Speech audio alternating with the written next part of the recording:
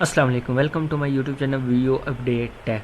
तो कैसे हैं आप सब। आज हम CS403 का लेक्चर नंबर 22 स्टार्ट करने लगे। तो बिना टाइम वेस्ट के चलते अब अपने लेक्चर की तरफ। लेकिन इससे पहले अगर आप मेरे चैनल पे फर्स्ट टाइम आए हैं तो इसको सब्सक्राइब लाजमी कीजिएगा। आज का लेक्चर पिछले लेक्चर से थोड़ा सा लेंथी होने वाला, क्योंकि पिछले लेक्चर आई थिंक मेरे 5-6 इतने मिनट के बन रहे हैं।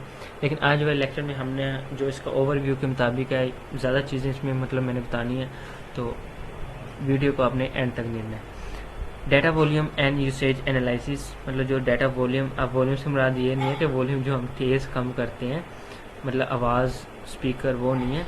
वॉल्यूम से मुराद कोई कम और ज़्यादा किसी भी चीज़ का जो हम एनालाइज करते हैं, या किसी भी चीज़ का बढ़ना कम होना, ये हमारे पास। Designing fields, choosing data type, coding techniques, coding example and controlling data integrity. अब हमारे पास फिजिकल डेटाबेस डिज़ाइन, पीछे मैं आपको बता चुका हूँ कि जो हम एक डाटा बना लेते हैं लॉजिकल, उसको फिर बाद में हम क्या करते हैं, एक फिजिकल डेटाबेस डिज़ाइन देते हैं। यहाँ पे हमारे पास नॉर्मलाइजेशन ऑफ रिलेशन आ जाता है, वॉल्यूम एस्टिमेट आ जाता है, डेफिनेशन ऑफ ईच एट्रीब्यूट्स आ जाता है, डिस्क्रिप्टर, ये सारी चीज़ें इसमें हमारे पास आ जाती हैं। इसके बाद चलते हैं हम नेक्स्ट।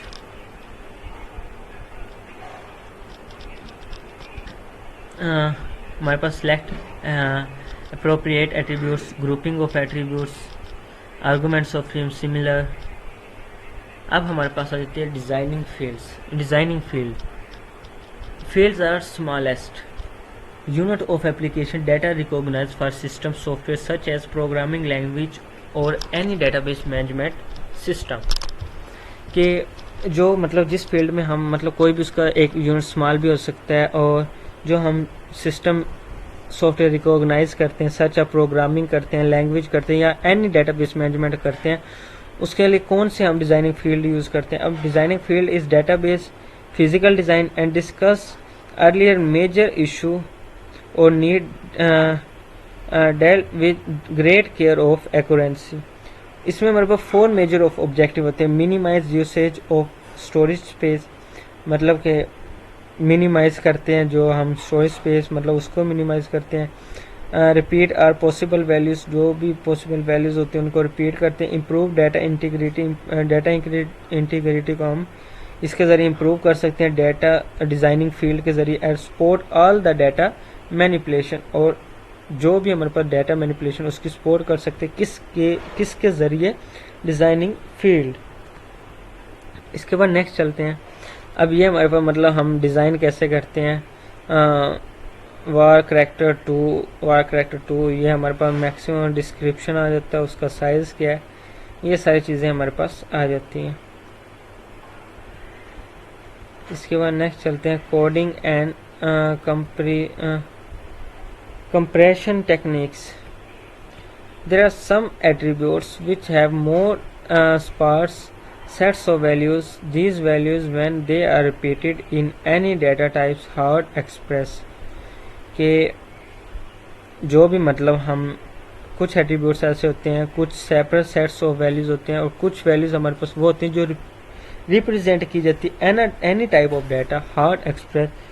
फॉर एग्जांपल, अब हमारे पास ये नीचे है स्टूडेंट आईडी, स्टूडेंट का नेम और उसकी हॉबी। अब हमने क्या करना है, उसके कंप्रीहेंशन कहते हैं इसके हैं कि हमने उस चीज़ को कम करना है, लेस करना है, उसकी स्पेस को हमने कम करना है।